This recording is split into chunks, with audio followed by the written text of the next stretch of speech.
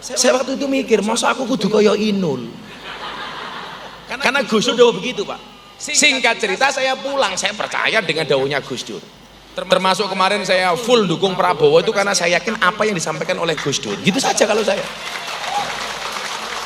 Karena saya meyakini kalau ini yang diucapkan Gus Dur benar, Prabowo jadi presiden, nggak ada yang meragukan kewalian seorang Gus Dur.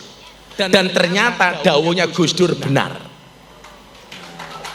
Maka di wilayah ini saya meragukan iktikadnya Gus Abbas terhadap Gus Dur. Gitu loh.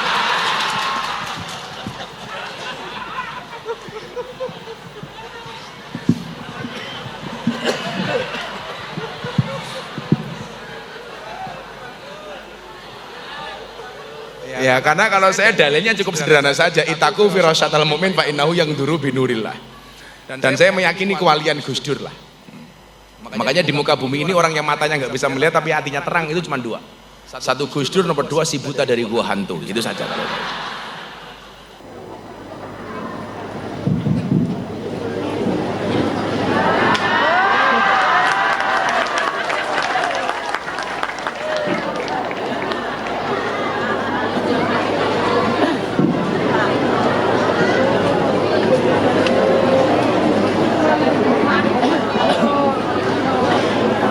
Assalamualaikum warahmatullahi wabarakatuh.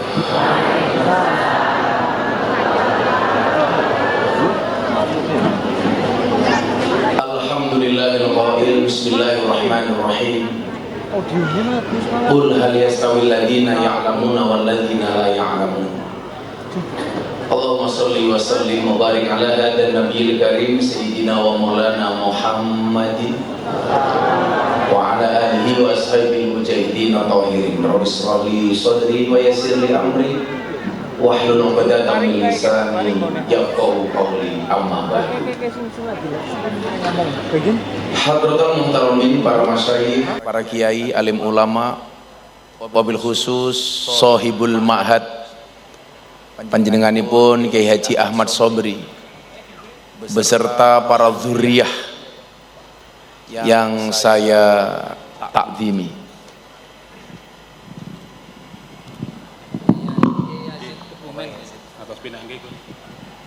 Rawuh ugi Kiai Yazid, ugi Gus Sohib saking Ploso, Gus Lami, wonten ugi Gus Abbas yang agak berduka karena calonnya kalah.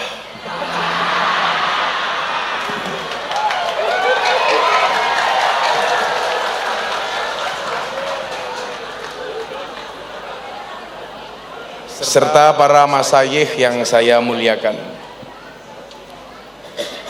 para pejabat yang berkenan hadir. Saya lihat ada Bapak Wakapolres AKBP Hendri, Ajun Komisaris Besar Polisi. Kebetulan hari ini saya juga mendapatkan lakop AKBP. Aku kiainya Bapak Prabowo.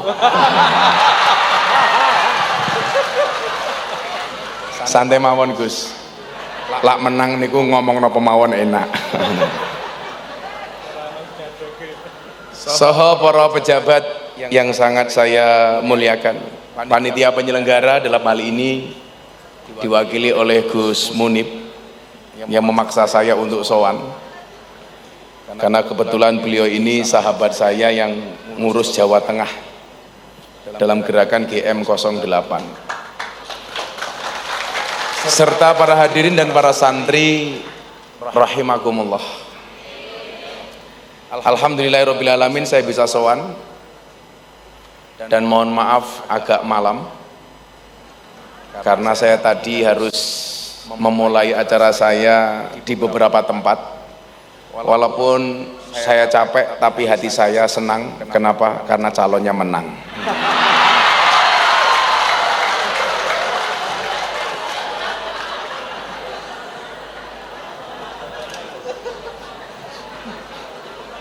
Saya hanya mau berwasiat kepada para santri PP Al-Falah Mangonsari Tringgarjaya. Apa Bu? Tinggar Jaya. Saya tadi ngomong apa? Menang kan bebas.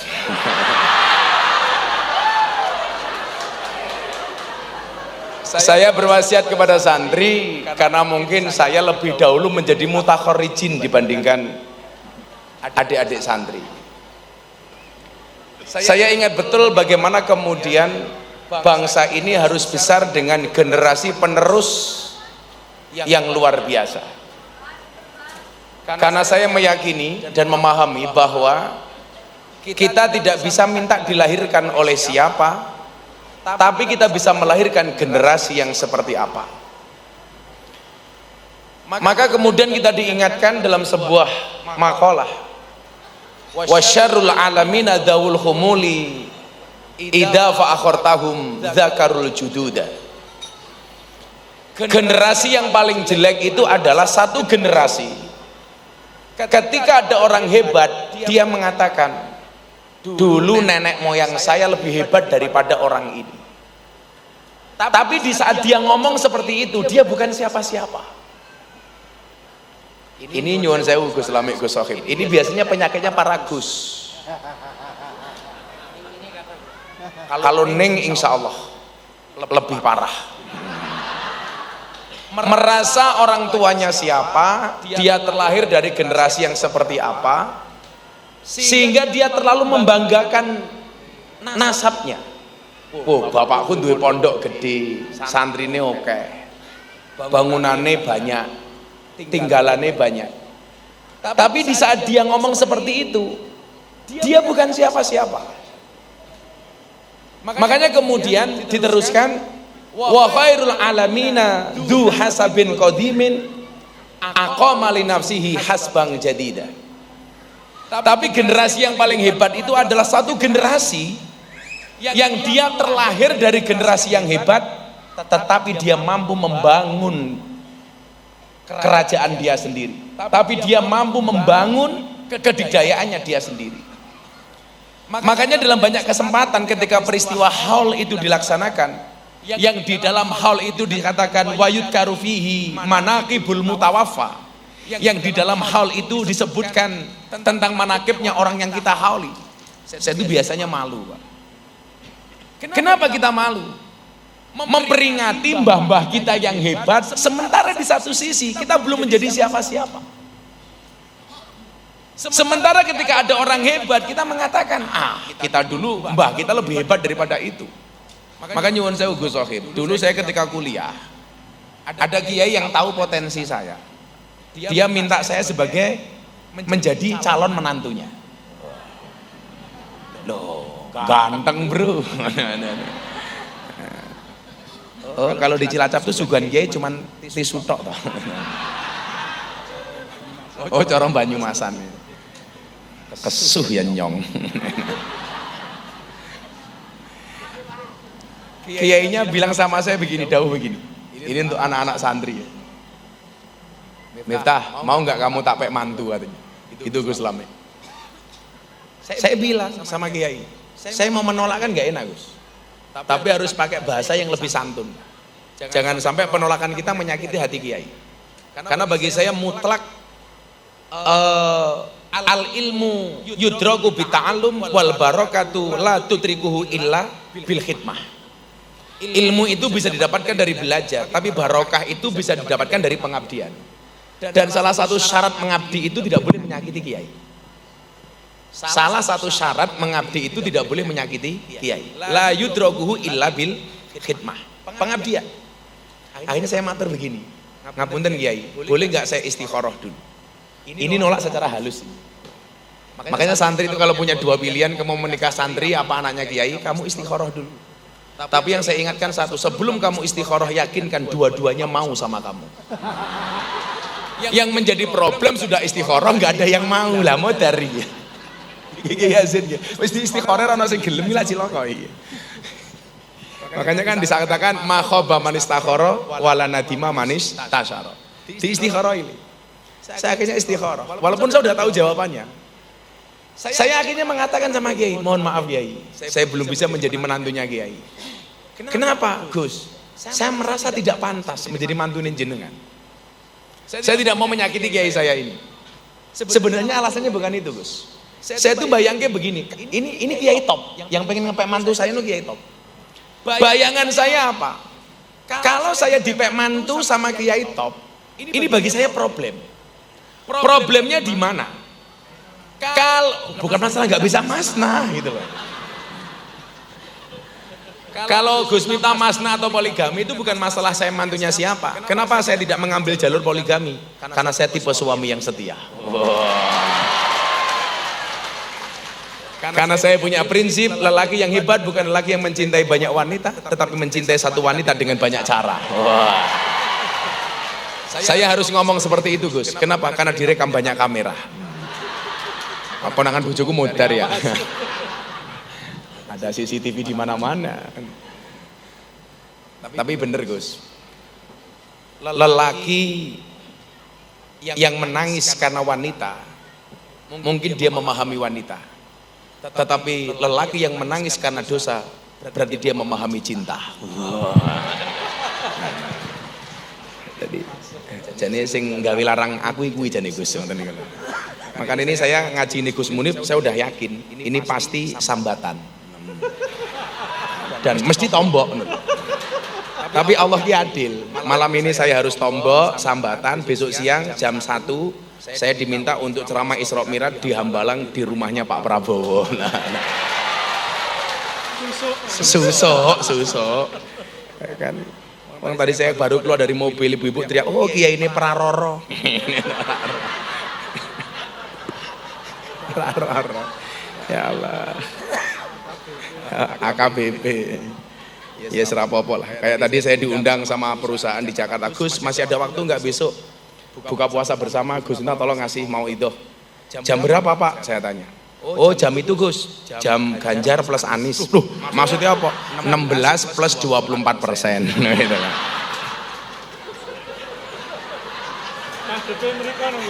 Halo Gus Abbas.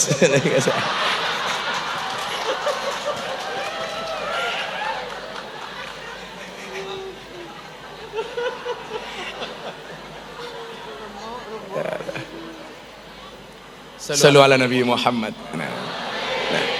Karena nggak enak, Gus, kalau jadi menantunya orang top tuh nggak enak. Saya mikir saya di mana, Pak?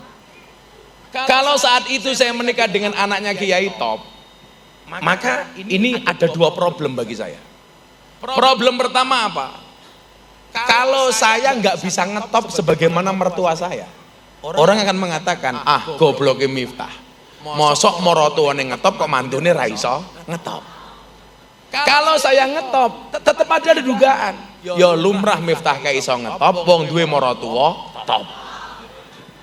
Makanya saya pengen menikah waktu itu dengan istri yang bapaknya orang biasa saja.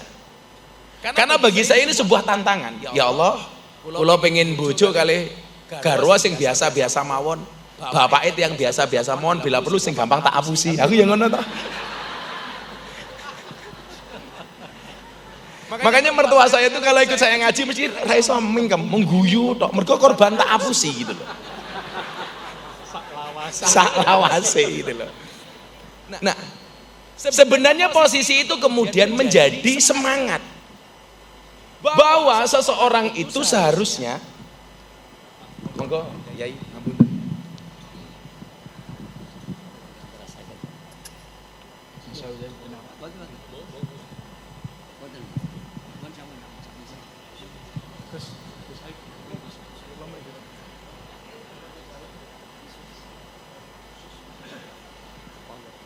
Ngapunten lho ya, ini kira sampun rawuh Yai Sobri lah, tak terus kira nggih lucu. Idza wujudul ma batalat tayamum.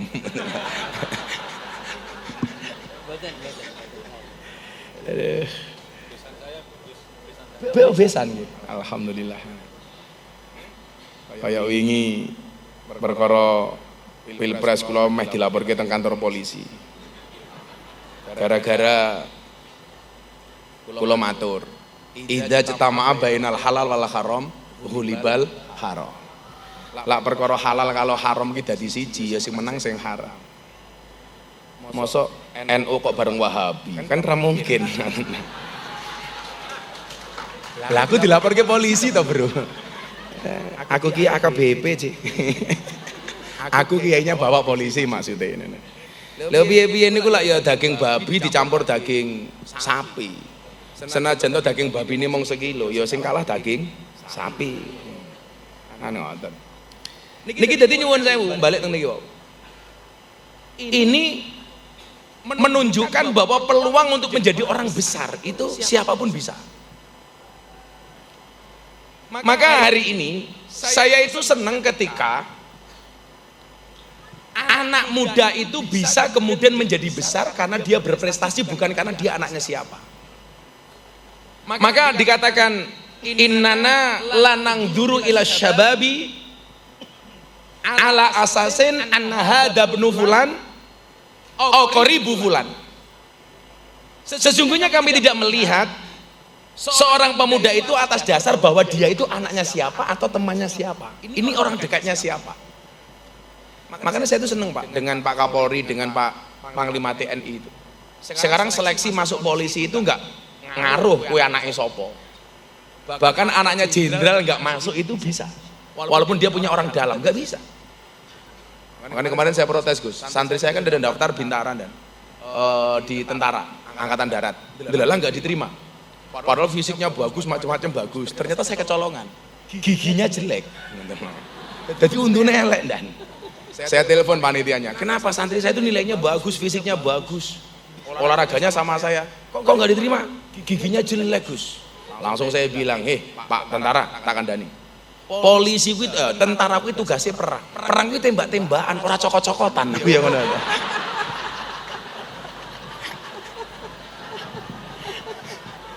Masa gagal jadi tentara gara-gara untu gila ya jan.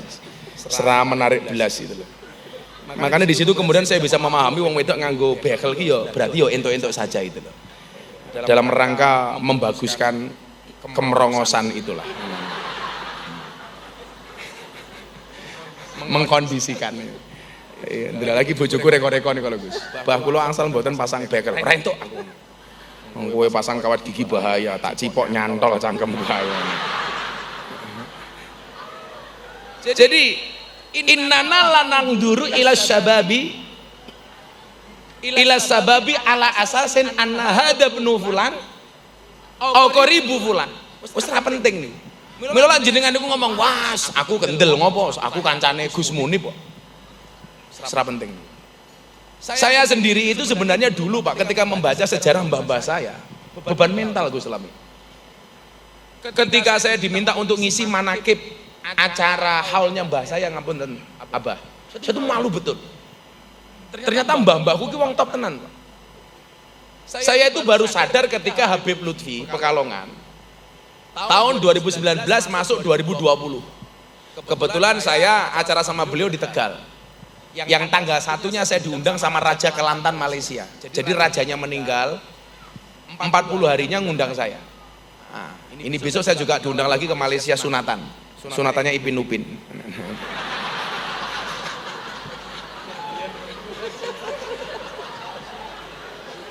Ya kan biar sunat cah kayak gila ya. Jadi Abah Lutfi niku bongkar kemudian nasab kita. Mama Salmah istrinya Abah itu masih satu mbah dengan saya. Lah, mbah saya itu yang perempuan itu Syarifah, dinikah sama Ahwal, maka jatuhnya Ahwal. Kalau seandainya mbah saya yang Syarifah itu nikah dengan Habib, hari ini saya Habib. Saya langsung di demo tes DNA, tes nasab Gus. Untung mbah saya itu nikahnya dengan Ahwal. Nah, saat kemudian saya mengetahui mbah saya ini, mungkin bagi orang lain itu sebuah kebanggaan. Wah, Miftah mbah top. Saya malu Pak. Waduh, iki ra level ya aku. Mbahku sehebat itu, sementara saya hanya seperti ini. Justru karena itulah kemudian saya muncul motivasi baru. Jangan sampai mbah saya yang sudah di alam barzah sana gelo banget sama saya. Caranya bagaimana? Saya harus bangkit. Ini para santri tak kandani. Saya itu santri yang mungkin apa ya? Tanggap kurang beruntung ya Mbak. Saya dulu ta'alum itu tidak mohon maaf, saya itu mendapatkan sesuatu itu bukan karena bita'alum, tapi bil khidmah. Satu kelas Gus Sohib, saya itu 40 santri. santri, 39 santri ini kalau kegiatan belajar mengajar seperti lumrah pada santri umumnya. Sementara saya bil khidmah saya apa bentuknya? Mbah Kiai saya itu namanya Kiai Haji Syuhudi Mubarak, pengasuh Pondok Pesantren Bustanul Ulum, itu pondok keluarga kami sebagai pengasuh. Yang lain ngaji, saya hanya diminta untuk ngurusi ayam telurnya Kiai saya. Jumlahnya 10.000 ayam telur. Jadi pagi yang lain habis subuh itu ngaji, saya masuk ke kandang, Gus. Ngopeni ayam telur, ngasih makan, bersihkan kandang. Siang yang lain istirahat, saya ngasih makan. Sore yang lain ngaji hikam, saya ingat betul waktu itu. Saya masuk ke kandang, Gus, ambil telur ayam atau nimpal telek ayam. Makanya dulu ada Gus Nur pernah mengatakan saya dasar Miftah Gus Telek. Dasar Miftah Gus Telek. Saya jawab, saya bangga jadi telek. Kenapa? Karena telek itu sakti. Buktinya apa? Enggak ada orang berani nginjak-nginjak telek. Bahkan salah satu kesaktian telek itu apa, Pak? Ada berani orang nginjak, pasti pincang, Pak. Aduh telek. Tapi lucunya orang Banyumas, ngerti telek malah diambu. Telek mau ya goblok gitu loh, guys. Kula niku pohonnya protes, Bah. Kok kiai ku nggak adil ya? Saya itu ngebet banget pengen ngaji hikam, Gus. Karena saya itu ngefan banget sama Ibnu Athaillah As-Sakandari. Sampai anak saya itu saya kasih nama Athaillah. Mufti Athaillah Shahibul Atqiya Maulana Habibur Rahman. Kenapa, Bu?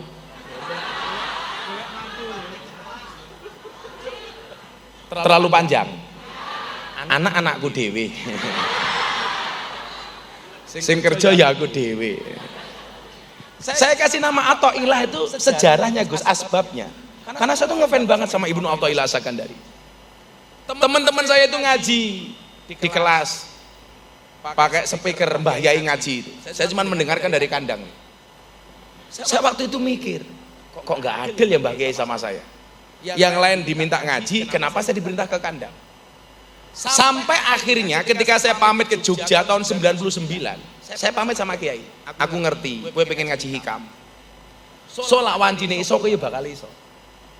Dan kemudian itu terjawab tahun 2007. Saya punya santri pertama ngaji hikam.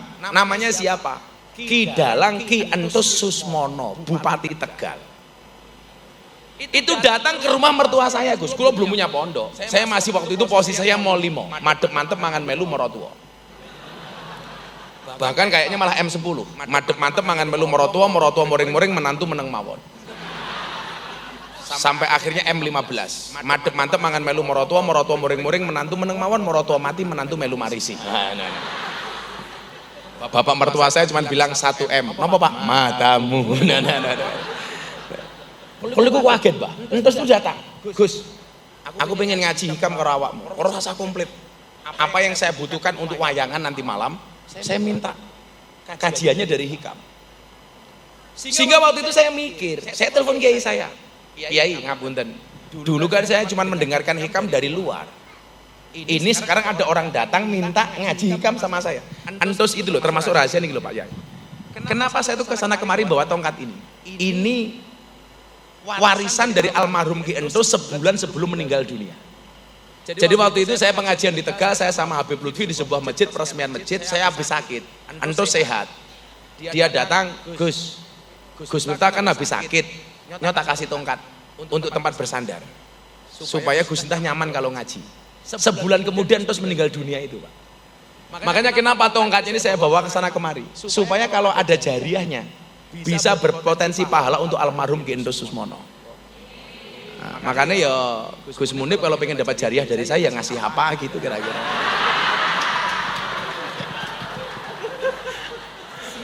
Malah aku wale sing meneh awakmu Gus. Nah, akhirnya Ki Entus itu ngaji sama saya, Pak. Kebetulan sebelum Entus itu datang, tahun 2004 sebelum saya menikah, saya itu kerja di Primagama Jakarta sebagai kepala cabang Primagama. Tahun 2006 awal, bulan-bulan Januari, Gus Dur tuh bilang sama saya. Jadi saya itu dulu sempat sering sowan Gus Dur itu di durasi 2004-2006. Karena saya tinggal di Primagama Cakung. Gus Dur di Ciganjur. Setiap Sabtu Minggu libur, lah saya khidmat di rumahnya Gus Dur. Tahun 2006 awal Gus Dur bilang begini sama saya, kowe mulya. Lah napa Gus? Rezekimu manggone ning Bokong. Tahun itu rame-ramenya penyanyi dangdut dapat rezeki dari Bokong. Mbak Inul, Nita Talia, goyang ngebor, goyang ngecor, goyang lepo, goyang ngaci, goyang ngecat. Saya waktu itu mikir, masa aku kudu kaya Inul? Karena Gus Dur dawuh begitu, Pak. Singkat cerita saya pulang, saya percaya dengan dawuhnya Gus Dur. Termasuk kemarin saya full dukung Prabowo itu karena saya yakin apa yang disampaikan oleh Gus Dur. Gitu saja kalau saya. Karena saya meyakini kalau ini yang diucapkan Gus Dur benar, Prabowo jadi presiden, nggak ada yang meragukan kewalian seorang Gus Dur. Dan ternyata dawuhnya Gus Dur benar. Maka di wilayah ini saya meragukan iktikadnya Gus Abbas terhadap Gus Dur.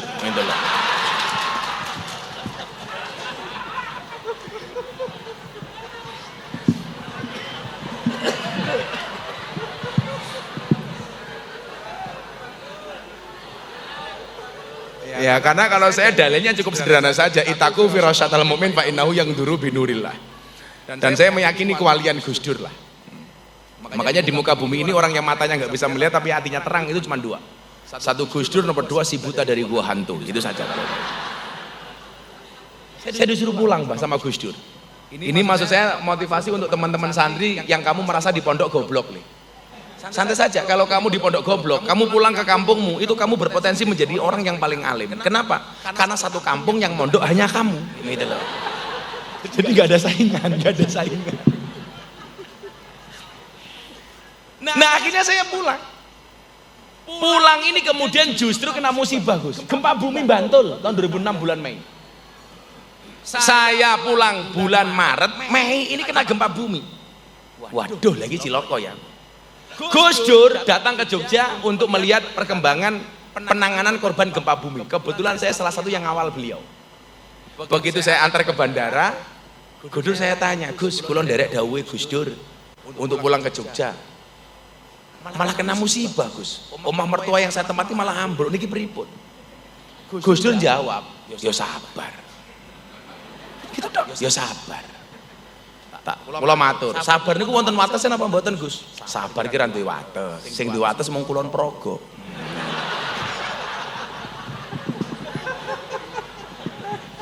Wali dilawan ki repot kok ini guys. Kayak pas gempa bumi niku takoni wartawan, Gus kenapa Bantul bisa gempa bumi? Ya yang salah ya DPR. Lah kenapa Gus? Masa Nyi Roh Kidul dipaksa pakai jilbab? Karena waktu itu rame-ramenya RUU pornografi dan porno aksi. Gempa bumi Bantul itu. Makanya kemarin pas saya ngaji di Lampung itu viral gara-gara katanya di belakang saya ada penampakan Nyi Roh Kidul. Kan rame nih. Saya takoni wartawan, gimana Gus? Katanya ada Nyi Roh Kidul ikut pengajian Gus Miftah. Ya mungkin karena prediksi Gus Dur dulu itu Nyi Roh Kidul pakai jilbab. Saya bilang itu. Itu benar Gus ya, saya nggak tahu. Kalau toh benar ya saya bersyukur. Alhamdulillah Nyi Roh Kidul sudah bertobat. Gitu ta. Siapa tahu tahun depan, Gus Lame diundang pengajian Nyi Roh Kidul di Segoro Kidul kan. Ya pulang tinggal nama lah Gus kira-kira itu. Kan siapa tahu tahun depan Nyi Roh Kidul jadi pengurus cabang Muslimat Segoro Kidul kan nggak tahu. Lah begitu saya galau bah, saya itu sowan ke Melangi di pondok kuno. Nama kiainya Kiai Asrori. Saya itu mau sowan, kebetulan beliau itu kajian hikam. Nah, ketika saya mendengarkan dari jauh itu memori saya zaman mondok Gus, itu kembali muncul. Saat saya galau dengan ekonomi dan maisha saya. Di situ Mbah Kiai Asrori itu baca kitab hikam. Makalahnya tentang ini. Ijtihaduka fi maduminalaka wa taksiruka fi matuliba minka dalilun alang timasil basiroti minka. Yang saya dulu nggak pernah diajarkan sama kiai saya, cuma dengar dari kandang. Itu kembali memori saya ingat gara-gara kiai ini ngaji itu, Pak. Ijtihaduka fi maduminalaka. Kesungguhanmu di dalam mengejar sesuatu yang telah Allah jaminkan untukmu.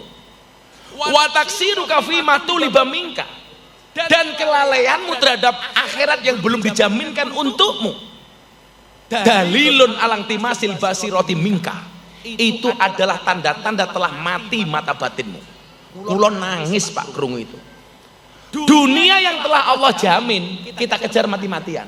Sementara akhirat yang tidak ada jaminan kita tidak kejar mati-matian, kita lalai. Kalau bahasa saya apa? Dunia sesepele ini tapi kita selelah ini. Sementara akhirat seserius itu kita selalai ini. Kalau bayangke ngeten. Kita itu lucu, naik pesawat yang tidak kenal dengan pilotnya, tidak ngerti dengan pramugarinya. Naik pesawat kita nyaman, apapun yang diperintahkan sama pilot dan pramugari kita manut. Mau terbang disuruh pakai sabuk, manut. Buka jendela, manut. Kursi sandaran kursi ditegakkan, manut. Ndelah cuaca jelek, cuaca sedang jelek, tolong Bapak Ibu jangan ngising dulu, manut. Loh, sing pernah numpak pesawat nih kok. Kalau cuaca buruk kan kita nggak boleh ke toilet, Yai. Kita manut, padahal nggak kenal dengan pilotnya, nggak kenal dengan pramugarinya. Tapi lucunya apa?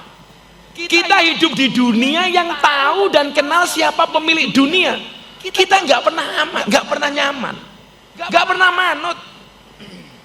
Naik pesawat yang nggak kenal pilotnya kita manut, ayem, nyaman, damai, tentram. Kita hidup di dunia yang kenal dengan pemilik dunia. Kenapa kita tidak bisa nyaman? Dalilun alang timasil basiroti mingka. Niku akhirnya Gus, kula gelem ngaji meneh. Wis tak telateni, aku ngaji meneh. Mungkin ini yang dimaksud Gus Dur, rezekiku manggone ning bokok. Akhirnya bener. Tahun 2008 saya dapat tawaran dari La TV yang sekarang ganti menjadi TV One.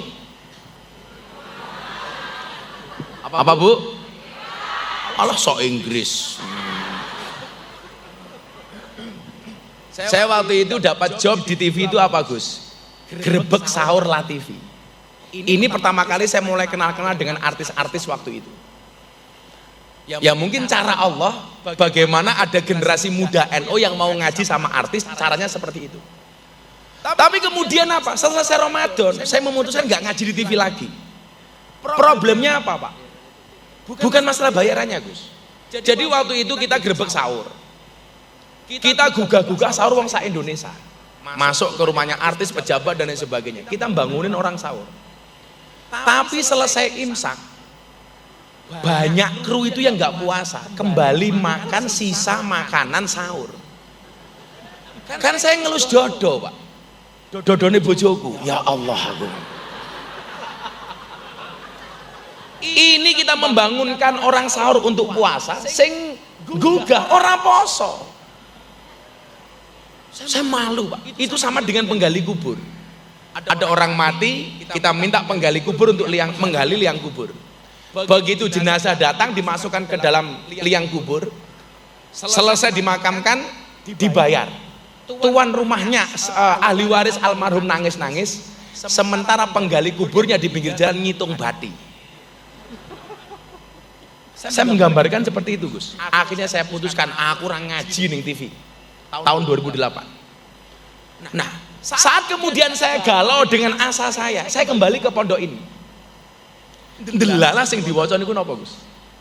Ma tawaqafa matlabun anta talibu bi rabbika wala tayassara matlabun anta talibu bi nafsika. Saya langsung kayak dikampleng raiku Gus. Tidak akan pernah terhenti sebuah permintaan. Ketika kamu sandarkan permintaanmu hanya kepada Tuhanmu dan tidak akan pernah menjadi mudah sebuah permintaan ketika kamu percaya dengan kemampuanmu. Kita itu galau karena nggak percaya dengan Allah. Maka kemudian saya punya quote, manusia punya masalah, Allah punya solusi. Manusia punya kendala, Allah punya kendali. Tugas manusia hanya mengangkat kedua tangan, sisanya biarkan Allah yang turun tangan. Maka kemudian entos datang itu waktu itu juga galau. Kalau saya galau karena nggak punya duit, entos ini galau karena kebanyakan duit. Tahun 2008 entos itu tarifnya sudah 150 juta. Wayangan itu Pak. Dia diundang wayangan itu semalam suntuk 150-200 juta. Sementara kalau kita pengajian Gus bar diamplopi, wi mlipir ning toilet, ngapunten toiletnya pundi. Ora kebelet ngising, delok isi amplop gitu loh. isine piro ya? Delalah nyuweke terlalu semangat, duwite katut kesuwek.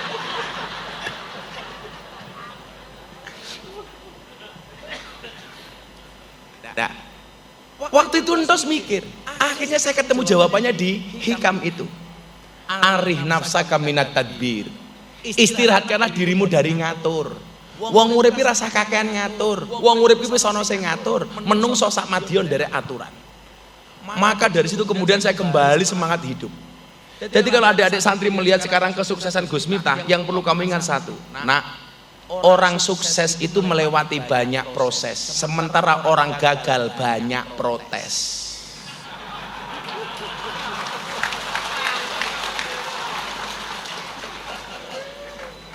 Biyen percaya kuwi kon, begitu kalah nggak percaya karo kuwi kon.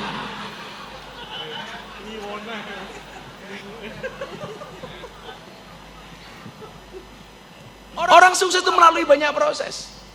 Gus Miftah itu berani kredit motor pertama kali tahun 2010, Pak. Uang muka 5 juta, angsuran 500. Setiap kali berangkat ngaji, motornya disetar bunyinya dit. Motor kreditan, Gus. Lah, abah saya itu ngasih doa saya. Bapak saya itu Sadiliyah. Apa nggih Sadiliyah? Abah saya itu Sadiliyah. Imam Abil Hasan As-Sadili itu tokoh zuhud, tokoh sufi, tapi kaya raya. Dan ini menjadi idola kebanyakan kiai NU. Neng salahnya satu, kiai NU itu mencontoh As-Sadili dalam bidang sufi, tidak mencontoh dalam bidang kaya. Sing dicontoh sufi ini orang sugiye. Kalau soal sufi nih rata-rata kayak As-Sadili, tapi masalah sugiye ora. Padahal Imam Abil Hasan As-Sadili sugiye ra umum. Samalah Imam Malik. Imam Malik itu kalau berangkat ngaji, milih dia mau pakai kuda yang mana, itu milih kudanya dan 1 jam. Saking banyaknya kudanya. Padahal harga kuda itu seperti harga mobil. Abah saya bilang begini, Le, abah ki ngamalke donga iki urung mandi.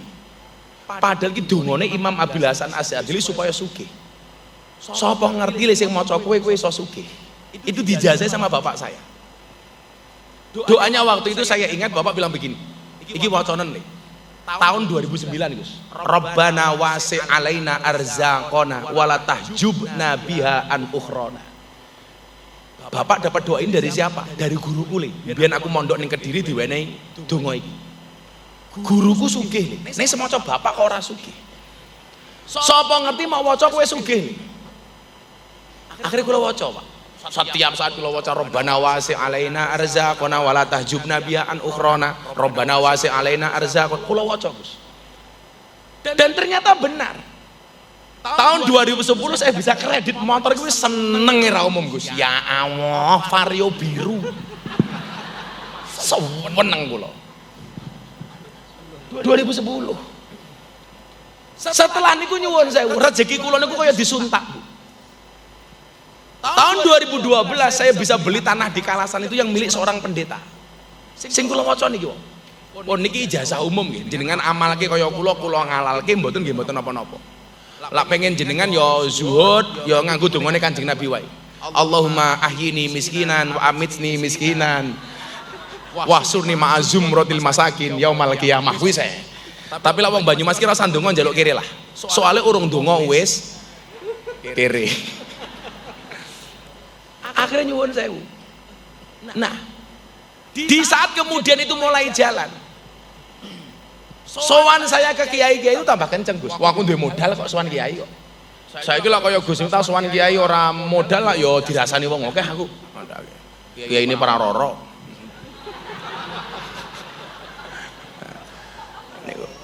Rabbana wasi' alaina arzaqona wala tahjubna bi'an ukhrona. Sampai satu ketika nyuwun sewu. Tahun 2015 saya mau berangkat haji, uangnya kurang. Kula niku diundang kali pengusaha. Gus, saya juga mau berangkat haji. Tolong Gus Miftah nanti malam kasih nasihat tentang haji sekaligus doa. 5 menit, Pak. Boleh digawani oleh-oleh akeh, Gus. Ini pertama kali kula nampa sangu akeh gini, Gus. Pulang buka lawang, bercengkrama sama istri, buka panganan. Ono amplop, Gus. Isine piro le? $10.000. Itu sama dengan 150 juta. Loh, kula kaget. Cangkeme Miftah 150 juta, bro. Aku ngono. Coba. Maksud saya apa, ini perlu saya sampaikan supaya santri itu punya optimisme. Apa sih bedanya orang optimis sama orang pesimis? Orang optimis itu melihat peluang dalam masalah, sementara orang pesimis melihat masalah dalam peluang.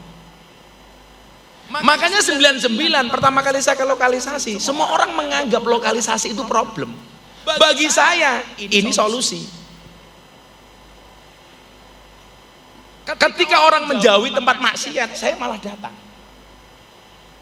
Karena saya punya prinsip, Gus. Kulla syai'in idza kasura rakhusah ilal adaba. Segala sesuatu itu kalau jumlahnya banyak pasti murah kecuali adab. Santri harus beradab. Tapi pengen lebih mahal lagi, jadilah yang sedikit. Karena barang itu kalau sedikit langka, kalau langka antik, kalau antik harganya mahal. Kiai itu banyak, tapi yang ngurusi lonte jarang. Siapa? Gus Miftah, Gus Abbas, orang bakal kuat.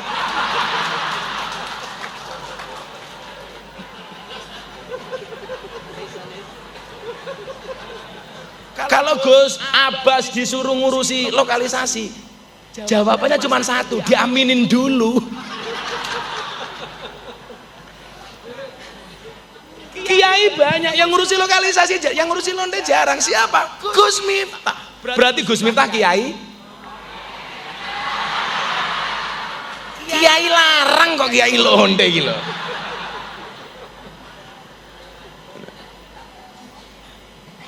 Ijazah guru-guru saya semuanya saya amalkan, termasuk Imam Abil Hasan Asadili. Milo santri gile, idolakan Imam Abil Hasan Asadili. Wis wong sugih ra umum. Imam Abil Hasan Asadili itu pernah beli kuda yang gubernur Mesir nggak kuat beli, dibeli sama dia selaku kiai. Kalau ngaji itu subhanallah, selendangnya mahal, bajunya mahal, jamnya mahal, sepatunya mahal. Itu Imam Abil Hasan Asadili. Beliau itu sering telat berangkat ngaji karena ngurusi kebun anggurnya dulu. Satu ketika ada santrinya protes, Pak.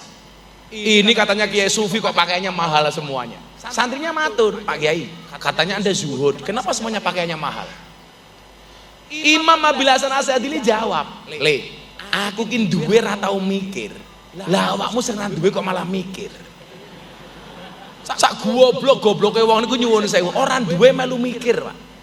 Kae kok Gus Munib mobile Alphard, regane piro, pajeke piro, engko lak bane pecah kepiye. Kuwi lak goblok to, ora duwe kok melu mikir gitu.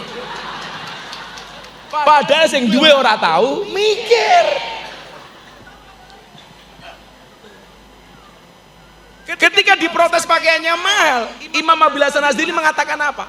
Kenapa pakaian saya ini mahal? Libasi yakul, seolah-olah pakaian saya mengatakan inni ghaniyun, aku kiai kaya, fala tarhamuni, jangan kamu kasihani saya. Tapi kalau berangkat pengajian pakaiannya jelek, Pak Imam Abil Hasan Asadili ku umpamane jam yo Rolex ngono kuwi lah pokoke. Cincin yo berlian, sepatune yo LV. Beda karo kiai-kiai NU sekarang kan, Gus. Oh, tasnya ono tulisannya konferensi cabang Nahdlatul Ulama Kabupaten Cilacap.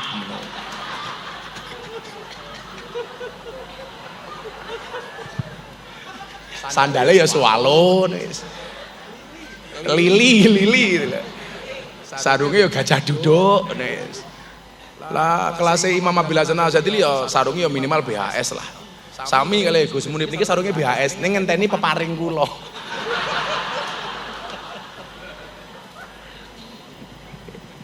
Tapi kalau kita itu kelihatannya jadi kiai itu nggak meyakinkan, Le.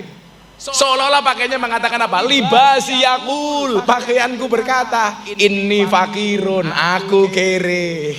Farhamuni, tolong kasihani saya. Sehingga ketika kemudian ini menjelma menjadi besar, akhirnya Gus Miftah kondang di Jakarta sebagai kiai yang paling larang. Di kalangan para pejabat, di kalangan para pengusaha. Didengarlah sama Kiai Huda Jazuli Ploso, abaipun Gus Kausar. Haul tahun kemarin saya didangu didawi, Miftah kon rene le, saya sowan jam 12 malam, Bu. Beliau sudah istirahat, saya datang, beliau wungu. Saya mau disidang, tak pikir saya mau dimarahi. Gara-gara beliau dilapori Gus Miftah lah diundang pejabat pengusaha larangnya ra umum. Akhirnya saya sowan. Gus Kausar matur, "Bah, Gus Miftah niku lak diundang pengusaha pejabat, bah larangnya ra umum. Miturut Abah pripun?" Jawabane Yai Dah niku napa? Iya Zin. Ra'aitu ahakul hak hakul muallim. Hak yang paling hak kuwi hake guru. Kudu ana santri NU yang punya pola kaya Gus Miftah. Sehingga santri-santri itu punya optimisme, ternyata jadi mubalek NU ki iso keren. Iso larang. Ora kok gara-gara kalah jadi tim sukses berakhir segala-galanya.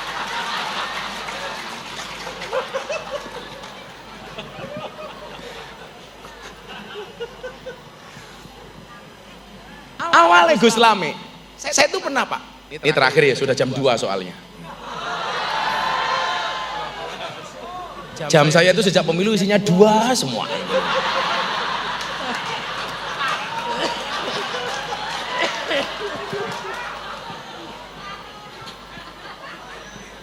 Ngapunten Gus Abbas, ngapunten.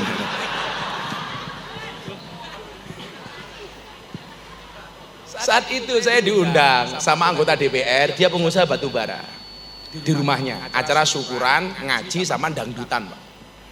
Ini ada artis dangdut kok nyanyi 5 lagu. Kalau saya sebut namanya pasti jenengan tahu. Saya diminta untuk ngaji 1 jam. Selesai acara. Penyanyi dangdut ini diamplopi 150 juta. Saya dikasih 75 juta. Saya kembalikan, Pak pengusaha, saya nggak usah diamplopi saja. Sudah, nggak usah. Bingung dia, Pak. Ngoyak saya ke hotel. Gus, kenapa? Sampean ki lucu. Penyanyi dangdut mau nyanyi 5 lagu tok, buka titik jos 150 juta. Kiai kamu undang membangun moralitas, pencitraan kamu sebagai seorang pejabat, mau sangoni separuh nih, wiradil Pak. Saya bilang kalau begini cara pejabat pengusaha memperlakukan ustadz, lebih menghargai penyanyi dangdut dibandingkan dai, maka anak-anak Indonesia selamanya bercita-cita pengen jadi artis, tidak pengen jadi kiai. Aku lo wani, aku lo dibully ra urusan. Wong napa-napa kula niku dibully, bagi-bagi duit dibully. Nampa amplop dibully. Pokoke repot dadi kiai niku, Gus. Kiai sugih dirasani, kere ra digatekke, ya Allah niku. Kula kadang-kadang karo netizen ki yang gumun, kabeh wong kok mau bully, kabeh wong kok mau caci maki, kabeh wong kok mau rasani. Aku ki bingung. Sak janjane kowe mben ki lahir diadani apa dipisui. Maka niki nyuwun sewu nggih para santri, ayo bahwa santri bisa menjadi apapun. Santri bisa keren. Nyatanya kayak besok ini habis lebaran yang rencana kita umroh itu, Gus. Besok kan ini yang umroh saya ajak ya Gus Sohib, Gus Munib, labas ya ora lah, itu aliran.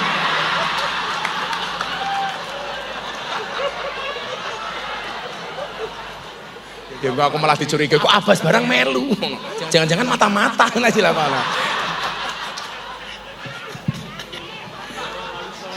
Ya lah mung ziarah Wali Songo tak ziarahke lah Gus, ora apa-apa. Habis lebaran itu aku lagi umroh. Artis-artis yang selama ini kita anggap gak mau ngaji itu manut sama kita.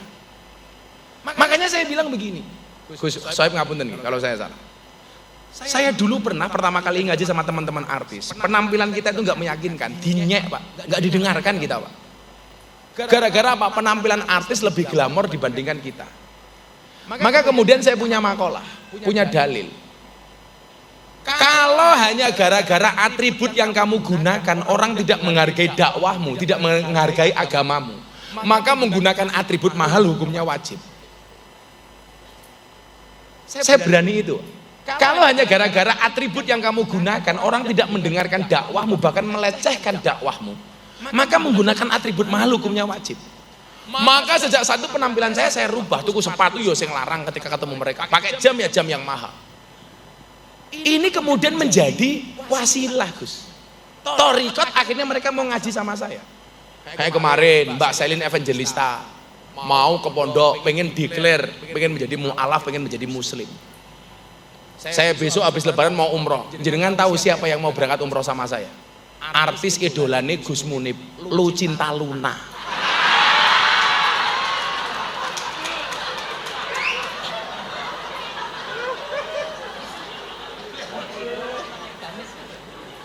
Lah, niku lak bingung, Bah. Bingungnya ngeten.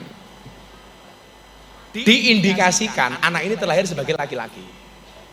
Tapi problemnya hari ini adalah semua dokumen dia itu perempuan. KTP ini perempuan, paspornya perempuan. Karena memang sudah berganti jenis kelamin. Lah, ketika mau berangkat umroh, dia bingung. Lanang apa wadon? Lah, saya berangkat dari pengalaman Dorce. Dorce dulu ketika haji sebagai perempuan, karena jika juga operasi. Karena yang dilihat oleh hukum negara itu administrasinya. Karena dilihat KTP-nya, dilihat paspornya. Tak takoni, paspormu apa? Perempuan, Bah. KTP-mu ya perempuan. Ya sudah, kamu berangkat umrah secara perempuan. Ini akan menjadi problem kalau paspornya perempuan, sementara dia umroh dengan cara laki-laki. Tapi dalam persoalan lain saya lebih tegas. Contoh, ketika meninggalnya Dorce Gamalama. Dia berwasiat pengen dimakamkan secara perempuan. Saya menolak tegas. Oh, nggak bisa. Ini masalah mati bisa. Kenapa, Gus? Annasu yamutuna ala ma'asu wa yub'asuna ala mamatu. Seseorang itu dimatikan sebagaimana dia dilahirkan, dihidupkan. Jadi kalau Dorce lahirnya laki-laki, ya harus dikebumikan secara laki-laki. Karena nama asli Dorce itu Dedi Yuliardi Ashadi. Diceluk Dorce. Wartawan takon, emangnya beda, Gus? Yo beda, Bro. Lanang karo wedok mati kok padha kepiye? Contohnya napa, Gus? Niate salat jenazah wis beda kok. Lah wong lanang mati hada. Wong wedok mati hadihi. Kain kafan lapisannya beda. Perempuan 5, laki-laki 3. Wih, tak orang ada santri lho. Milo santri kudu sugih. Wong wedok kuwi jangankan sih urip, wis mati lho sih boros tak kandhani. Kain kafane luwih kandel padake. Wong wedok dilawan. Lah pengajian kaya Gus Lamik mangkat yo baju siji, sarung siji, peci siji, selesai. Wong wedok iki lho. Jilbab sak lemari, arep mangkat yo bingung gitu lho. Ngakune ra duwe jilbab gitu lho. Wong-wong sing model-model sing jilbabe coklat-coklat kuwi biasane ngono kuwi. Lah sing jilbabe pink ngono ya insyaallah lah. Luwih parah. Ya beda aku. Wong ndongake lanang karo wedok ya beda. Lah wong lanang Allahumma fir lahu. Perempuan Allahumma fir laha. Lanang hu wedok ha, banci huha. Bingung meneh. Makanya dia matur sama saya, gimana, Bah? Ya sudah, kamu berangkat haji sesuai dengan dokumen kamu saja. Daripada dia dokumennya perempuan, Gus, mangkat anggo lanang. Malah disampluk karo askar-askar ning kuwi. Saya itu pernah, Pak, umrah tahun 2017. Saya mangkat umrah niku Kiai. Niku banci kabeh. Tapi ndalah manut karena majelis kelaminnya masih laki-laki. Akhirnya wis mangkat cara lanang. Ya udah, Bah, kita manut selama haji kita jadi laki-laki lagi, ya selama umrah. Akhirnya Gus mangkat nginep teng hotel Dala Taiba, pintu 25 Masjid Nabawi. Begitu ning kamar, Gus, ono banci siji sing kisruh. Bah, aku nggak mau sama dia sekamarnya. Maunya sama siapa? Sama Abah. Moh, aku ngono. Aku zizi, aku ngono.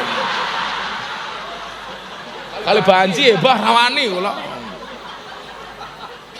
Lawang lanang mati, almarhum, wong wedok mati, almarhumah, banci mati, aluminium. Aku ngono.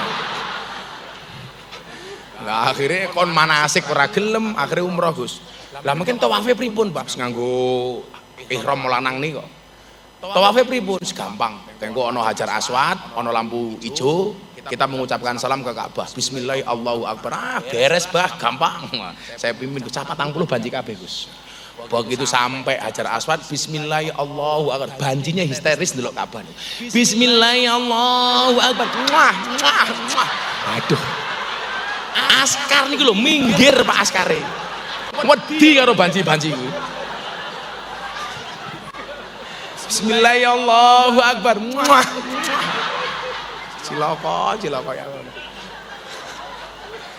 Lah, saya itu dikasih kesabaran, Pak. Ngopeni wong-wong sing ngoten iki kula iki sabar. Sabar banget kula. Begitu mulai dalam Ramadan ngoten niki, banjine telepon saya. Bah, selama bulan Ramadan alhamdulillah bah saya mau bertobat. Alhamdulillah. Caranya gimana? Caranya gimana kamu bertobat? Nanti insya Allah bah selama bulan Ramadan saya akan pakai jilbab. Lah ciloko ya gue. Salah alamat ya. Maka kalau sering matur, sudahlah kalau melihat fenomena seperti itu, tolong jangan dimusuhi, jangan dicaci maki, jangan diseneni. Makanya Gusmi itu saya pegang betul kalimatnya. Gusmi selalu mengatakan, pandanglah orang lain dengan kacamata hakikat dan pandanglah diri sendiri dengan kacamata syariat. Ya, pandanglah orang lain dengan kacamata hakikat, pandanglah diri sendiri dengan kacamata syariat. Memandang orang lain dengan kacamata hakikat supaya kita tidak gampang menghakimi orang lain. Makanya saya sering ingatkan, kita itu sering menjadi hakim dan jaksa bagi kesalahan orang lain, tetapi menjadi pengacara bagi kesalahan kita sendiri. Betul? Kalau ada orang lain salah kita hakimi. Kamu percaya suara saya cuma segitu? Lah.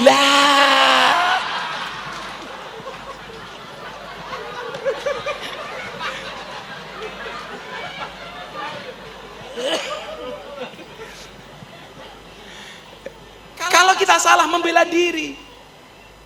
Padahal Allah menciptakan manusia itu untuk saling mengenal dan menasihati, bukan untuk saling menilai dan menghakimi. Mila kula ngefans banget kali Gusmi gara-gara niku. Pandanglah orang lain dengan kacamata hakikat supaya kita tidak gampang menyalahkan orang lain, tapi pandanglah diri sendiri dengan kacamata syariat supaya kita lebih waspada dengan amaliyah kita sendiri. Maka kalau pesan dicilak ndelok wong ahli maksiat ngoten niku tolong jangan dihakimi. Cukup doakan mereka. Kenapa? Penghakimanmu, celaanmu, cacianmu tidak akan pernah merubah mereka. Tetapi doamu bisa menjadi wasilah hidayah untuk mereka. Matur nuwun. Assalamualaikum warahmatullahi wabarakatuh.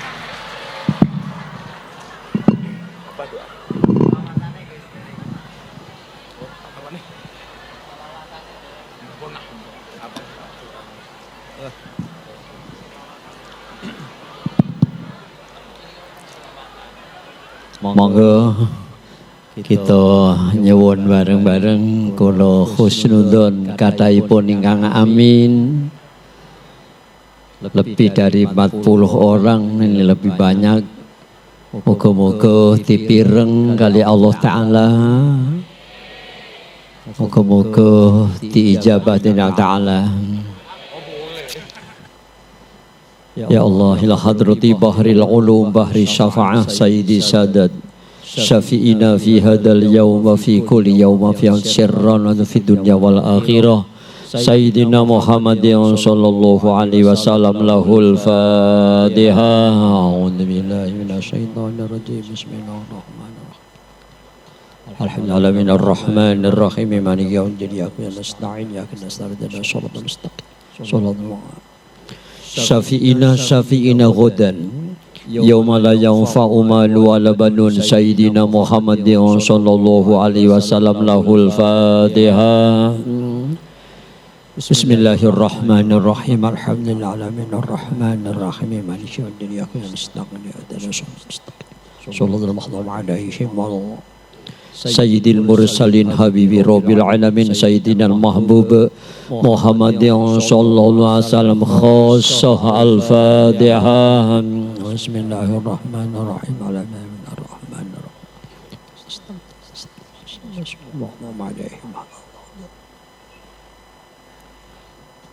Walidina wa walidikum masyayikhin masyayikkum lahumul fatihah. Bismillahirrahmanirrahim. الرحمن الرحيم مالك يوم الدين إياك نستعين صراط المغضوب عليهم ولا لا إله إلا أنت سبحانك إني كنت من الظالمين. اللهم صل على سيدنا محمد وعلى آل سيدنا محمد. الحمد لله رب العالمين. اللهم صل وسلم وبارك على سيدنا محمد النور الكامل وعلى سيدنا جبريل المتوكي بالنور العالمين. يا كريم Ya mujib ya sami'ad du'a ya latifam bima yasha nawwirillahumma alaina qulubana nawwirillahumma alaina qulubana wa kuburana wa absarana wa basairana bi rahmatin minka ya arhamar rahimin. Allahumma ya karim maghfiratuka awsa'u min dunubina wa rahmatuka arja indana min amalina. فنسألك يا الله يا الرحمن يا الرحيم يا جواد يا غفور يا حليم أن تغفر لنا وترحمنا فإنا ظلمنا أنفسنا وإن لم تكن خاسرين ربنا اغفر لنا ذنوبنا وإسرافنا في أمرنا وثبت أقدامنا وانصرنا على القوم الكافرين ربنا اغفر لنا ذنوبنا وكفر عنا سيئاتنا وتوفنا مع الأبرار ربنا وآتنا ما وعدتنا على رسولك ولا تخزنا يوم القيامة إنك لا تخلف الميعاد ربنا اغفر لي ولوالدي وللمؤمنين يوم يقوم الحساب ربي اغفر لي ولوالدي ولمن دخل بيتي مؤمنا وللمؤمنين والمؤمنات ربنا اغفر لنا وارحمنا ولوالدينا ربنا اغفر لنا وارحمنا ولوالدينا وارحمهما كما ربونا صغارا مؤمنين والمؤمنات والمسلمين والمسلمات الأحياء منهم والأموات ربنا اغفر لنا ذنوبنا واستر عيوبنا وطهر قلوبنا وحسن من جلسنا وعافنا واعف عنا واغفر لنا وارحمنا اللهم إنا نسألك اللطف مع التبتير فيما جرت به المقادير إنك على كل شيء قدير اللهم اهدنا فيمن هديت اللهم اهدنا فيمن هديت وعافنا فيمن عافيت وتولنا فيمن توليت وبارك لنا فيما أعطيت وقنا برحمتك شر ما قضيت اللهم بارك لنا في رجب وشعبان وبلغنا رمضان اللهم يا كريم ابسط علينا من بركاتك ورحمتك وفضلك ورزقك يا الله يا الله كما فرحت في الدنيا فرح في الآخرة اللهم يا كريم كما فرحت في الدنيا فرح في الآخرة ربنا تقبل منا إنك أنت السميع العليم وتب علينا يا مولانا إنك أنت التواب الرحيم بفضل سبحان ربك رب العزة عما يصفون وسلام على المرسلين والحمد لله رب العالمين. السلام عليكم ورحمة الله وبركاته.